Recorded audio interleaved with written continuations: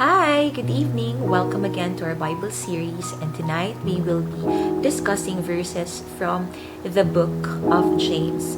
So James is one of Jesus' biological brothers. Yes, Jesus had siblings in his earthly lifetime, and that's nice to know.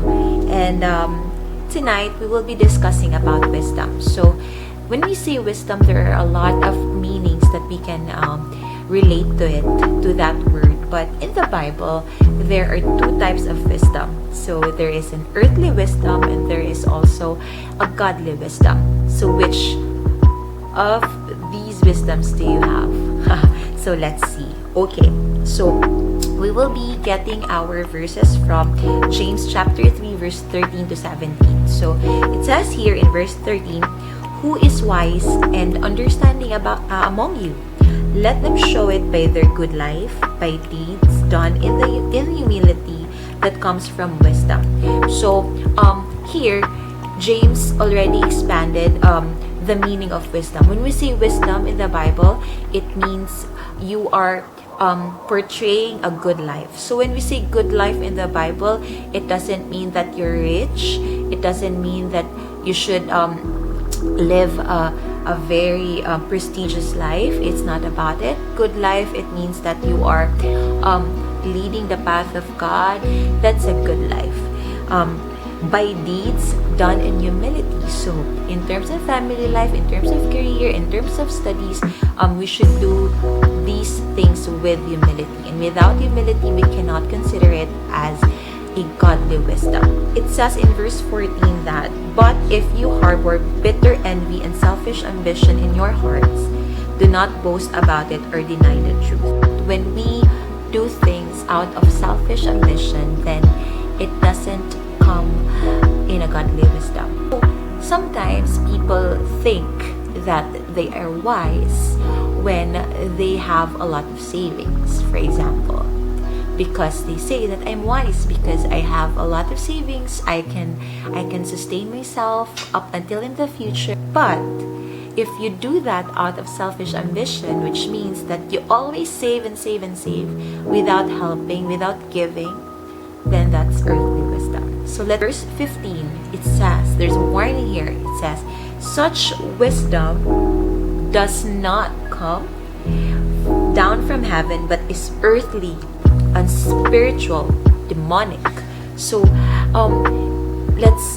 the gravity of how James described earthly wisdom, the selfish ambition that he related in verse 14, it says it's earthly. So how come is that? And it says it's unspiritual. It means it doesn't have the guidance from the Holy Spirit. It doesn't come from the Lord. That wisdom doesn't come from the Lord. And the most heavy word that he used is demonic. It means that it comes from the devil. It doesn't come from God.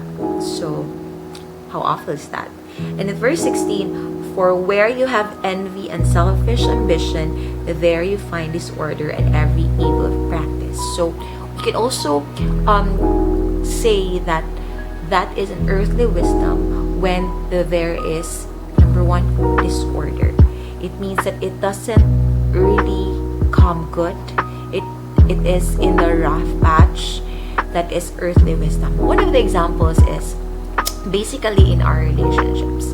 When we decide to have breakups or to quit a certain relationship because we don't like it anymore, or we're really exhausted about it, and sometimes we think that it's wisdom when we break our marriage. It results into distraction, into disorder. How about your kids? How about the one that is looking up to you as parent? Number two is the signs are if there's an evil practice. So when we break into our marriages and then we find someone, we pair up ourselves to another person who is also a divorced person. So in the Bible, I'm not offending everyone, but it's the truth. It's from the Bible. It's not from me. It's from the Bible that when you are divorced to your husband or to your wife, and you have another relationship with a person, even if he or she is single or he or she is divorced. Verse 17, last one. But the wisdom that comes from heaven, what are the signs, or what are the descriptions that James have here? First of all, heavenly wisdom, or the wisdom that comes from the Lord, is number one. He says here it's pure. The purity that you want to do something for the Lord, then that's wisdom. There's purity. Then number two, then peace loving. So when you do things in terms of your career or family or even relationships, it should be peace loving. So when you say peace loving, you seek for peace every time.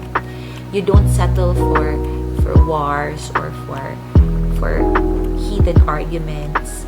And next is the third sign of a heavenly wisdom, or the wisdom that comes from God, is considerate. We consider each other, we understand each other, or that understanding that you extend towards the person, that's wisdom from the Lord.